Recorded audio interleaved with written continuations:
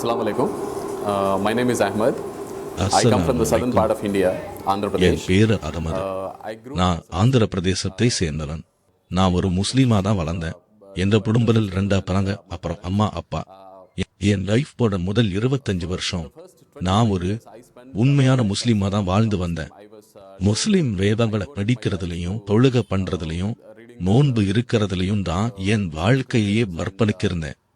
ஆனா 2003ஆம் ஆண்டில drastic change in my life when my dad passed away in the year 2003. எங்க அப்பா இறந்து போனப்போ என் லைஃபே டோட்டலா மாறிடுச்சு. நான் ஒரே மதன் என்கிறதுனால குடும்பத்தை கவனிச்சுக்கிற பொறுப்பு எனக்கு வந்துச்சு. அதுக்கப்புறம் என் 2வது அக்காவையும் அம்மாவையும் கூட்டிட்டு வேலைக்காக ஹைதராபாத் ஷிஃப்ட் ஆனேன். அங்கே ஒரு கம்பெனில ப்ரூஃப் ரீடரா வேலை செஞ்சுட்டு இருந்தேன்.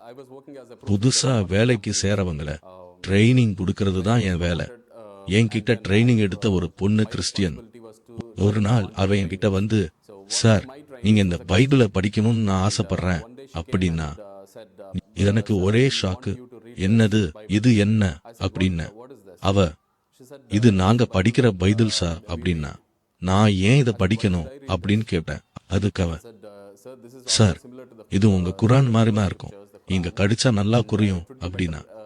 நான் உடனே, இல்ல இல்ல, இதெல்லாம் ஒரு பழையான புத்தகம்னு சொல்லுவாங்க, இதையெல்லாம் நான் படிக்க கூடாது. ஏன்னா நாங்க இயேசுல ஒரு ஈர்க்கதரிசியா தான் நம்புறோம். கடவுளோட நகனா இல்ல, கடவுளுக்கு மகன் இருக்காருன்னு சொல்றதே எங்களுக்கு ஒரு பெரிய பாவம்.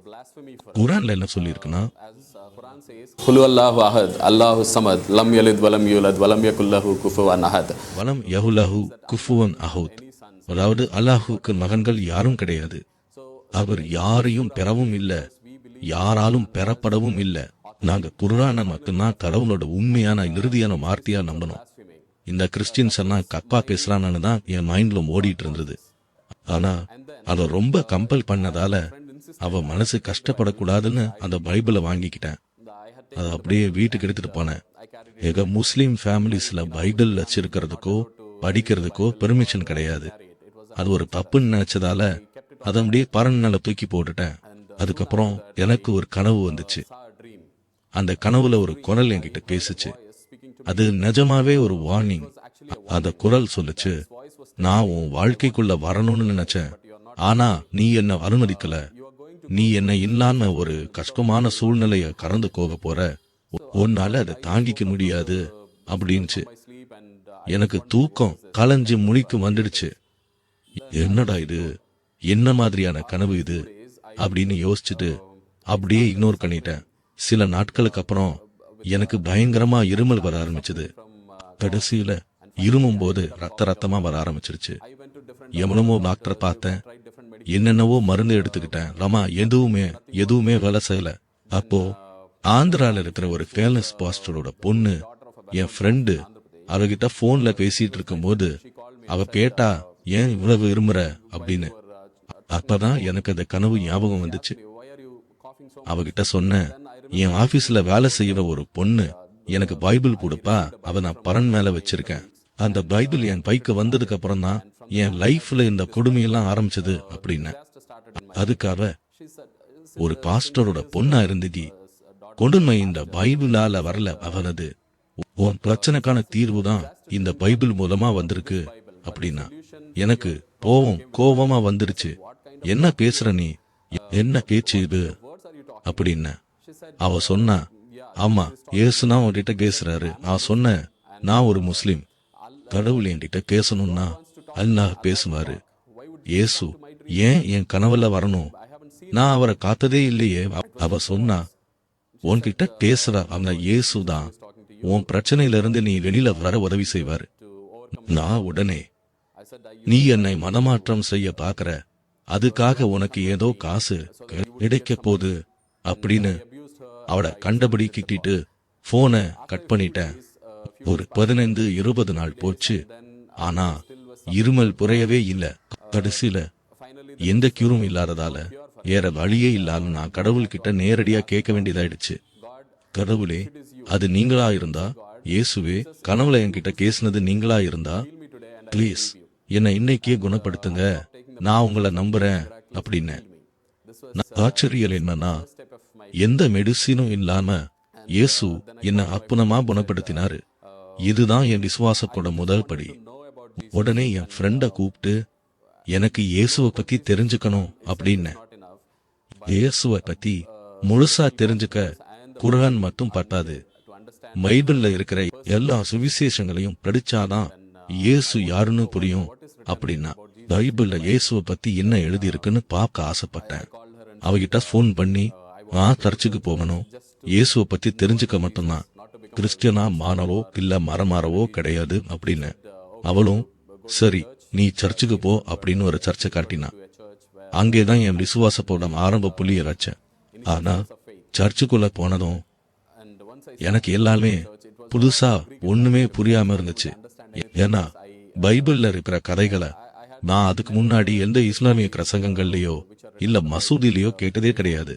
சர்ச்சுக்கு போய் பிரசங்கங்களை கேட்க ஆரம்பிச்சப்போ பயங்கர கன்ஃபியூஷன். டெய்லி பாஸ்டர் கிட்ட நூத்துக்கணக்கான கேள்விகள் கேட்பேன். இந்த கிறித்துவம் எப்படி சாத்தியன என் மைண்ட்ல ஏகப்பட்ட கேள்விகள். ஆனா அந்த பாஸ்டர்ஸ் எல்லாம் ரொம்ப பொறுமையா இருந்து கிறித்துவனா என்ன, உண்மையான பனவுல் யாருன்னு எனக்கு புரிய வச்சாங்க. ஆனாலும் என் மனசுக்குள்ள ஒரு ஆழமான விசுவாசம் வர்றதுக்கு எலுமப்பும் பத்தல. கடைசியில நானே நேரடியா கடவுளே நீங்களே என்கிட்ட பேசுங்க அப்படின்னு கேட்க ஆரம்பிச்சேன். என் ஃப்ரெண்டு என்கிட்ட மத்தேயு புத்தகத்துல இருந்து பைபிளை படிக்க சொன்னா. ஆனா நான் அதை ஓபன் பண்ணப்போ அதுல ஃபுல்லா வம்சவரலாறா இருந்துச்சு, யார் யார பெத்தான்னு. எனக்கு ஒரே கன்ஃபியூஷன், என்னடா இது ஏதோ வம்சாவளி மாதிரி இருக்குன்னு குழம்பிட்டேன். மறுபடியும் என் ஃப்ரெண்ட கூப்பிட்டு நான் எங்க இருந்து ஸ்டார்ட் பண்றது, இது ஃபுல்லா வம்சவரலாறா இருக்கு, எனக்கு ஒண்ணுமே புரியல அப்படின்னு. அவ என்ன யோவான் புத்தகத்துல இருந்து படிக்க சொன்னா. அதோட ஃபர்ஸ்ட் வசனத்திலேயே நான் கிட்டத்தட்ட 3-4 மாசம் தடைப்பட்டு நின்னுட்டேன். Literally confused. She suggested me actually to start reading from the book of John. ஆதியிலே வார்த்தை இருந்தது, அந்த வார்த்தை தேவனிடத்தில் இருந்தது, அந்த வார்த்தை தேவனாய் இருந்தது. இது எப்படிங்க முடியும்? அதுதான் என் கேள்வியா இருந்தது. இந்த வசனம் 2 வேற வேற நபர்களை குறிக்கிற மாதிரி இருக்கு. ஒன்னு வார்த்தை, இன்னொன்னு தேவன். ஆனா 2 பேருமே ஒரே கடவுள்னு சொல்லுறது, இது எப்படி காசிபல்? இதனாலேயே 3-4 மாசம் அந்த வசனத்திலேயே நின்னுட்டேன். அதுக்கப்புறம் நான் பாஸ்டர்ஸ் கிட்ட கேட்கறத நிறுத்திட்டு நேரடியா கடவுள்கிட்டே கேட்க ஆரம்பிச்சேன். அப்போ கடவுள் என்கிட்ட பேசினாரு. யாரோ எனக்கு பக்கத்துல நின்னு பேசுற மாதிரி அந்த பொருளை என் மேல பேக்க முடிந்தது. அத சொன்னாரு, என்னால செய்ய முடியாத காரியம் ஏதாவது இருக்கா அப்படின்னு. அப்பதான் எனக்கு புரிஞ்சது, நம்ம கடவுளால முடியாதது எதுவுமே இல்லைன்னு. அதுக்கப்புறம் நான் வேதங்களை படிக்க ஆரம்பிச்சேன், ரிசர்ச் பண்ணேன், நிறைய விவரங்களை பார்த்தேன். கடைசியா 2 வருஷத்துக்கு அப்புறம் இயேசுதான் உண்மையான ஜீவமுள்ள தேவன் அப்படின்னு என் மனசுல ஆழமா பதிஞ்சது. நான் செஞ்ச பாவங்களுக்கு பரிகாரமா அவர் தான் உயிரையே கொடுத்தாருன்னு நம்பினேன். அக்டோபர் 31, 2010 அன்னைக்கு இயேசுவை என் சொந்த ரச்சரா ஏத்துக்கிட்டேன். அதுக்கப்புறம் ரெகுலரா சர்ச்சுக்கு போக ஆரம்பிச்சேன். பாஸ்டரா இருக்கிற என் ஃப்ரெண்ட் ஒருத்தர்கிட்ட எனக்கு பரிசுத்த ஆவியோட அபிஷேகம் வேணும் அப்படின்னு. அவரும் சரி இன்னைக்கு நைட்டு நம்ம பிரேயர் பண்ணுவோம் அப்படின்னாரு. நாங்க ஜெபிக்க ஆரம்பிச்சோம். அங்கே இருந்துதான் எனக்கு ஆன்மீக போராட்டமே ஸ்டார்ட் ஆச்சு. அன்னைக்கு நைட்டு அவர் எனக்காக ஜெபிக்க ஆரம்பிச்ச அந்த செகண்டே எனக்கு ஒரு குரல் கேட்க ஆரம்பிச்சது. He started praying for me that night. I started hearing a voice. This voice was insisting me to hit the எனக்காக கெவிச்சிட்டு இருக்கிற அந்த காஸ்டரை ஓங்கி அடிக்க சொல்லி அந்த குரல் என்ன வற்புறுத்துச்சு. நான் என் மனசுக்குள்ளேயே அந்த குரல் கூட தர்க்கம் பண்ணினேன். நான் ஏன் அவரை அடிக்கணும்? அவ என் ஃப்ரெண்டு.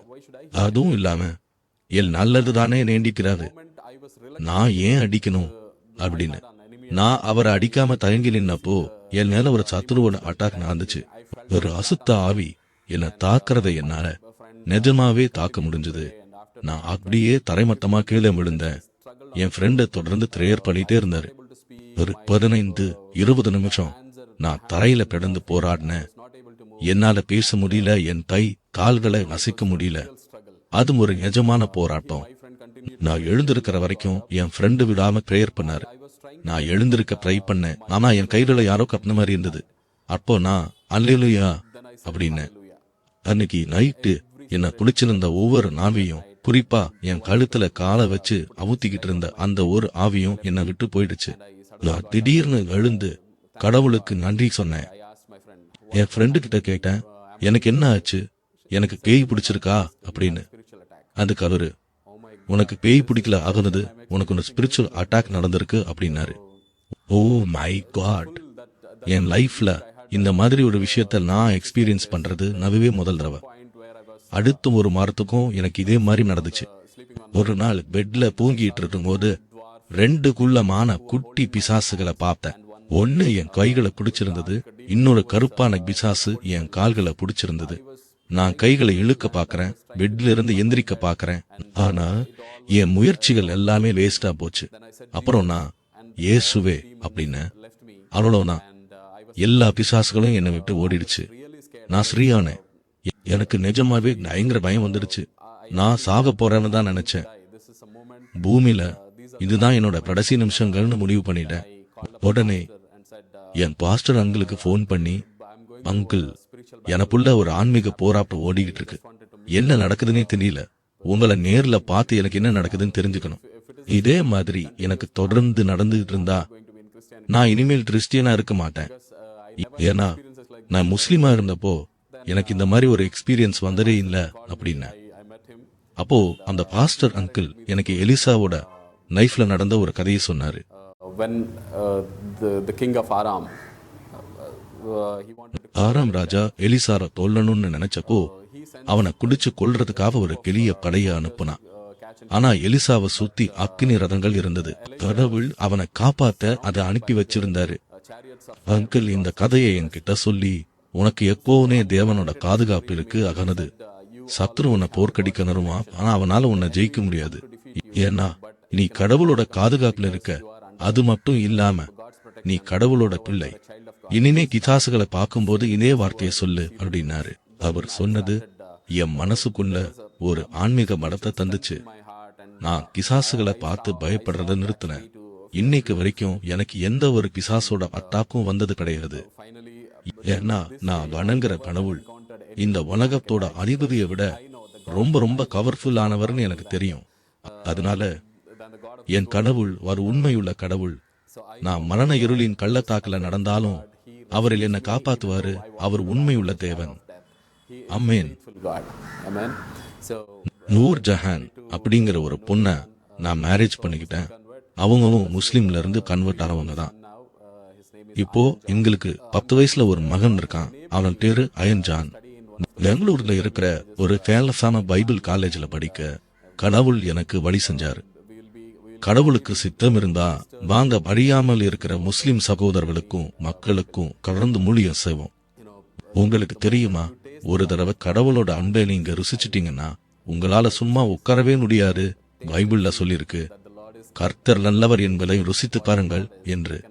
கர்த்தர் எப்படின்னு பார்த்தவர்னு நீங்க டேஸ்ட் பண்ணிட்டா உங்களால எப்படி சைலண்டா இருக்க முடியும்? கடவுள் உங்க லைஃப்ல என்ன பண்ணாருன்னு அப்ப உங்ககிட்ட போய் ஷேர் பண்ணிக்கணும்னு அந்த ஒரு ஆர்வம் உங்களுக்குள்ள தானா வரும்.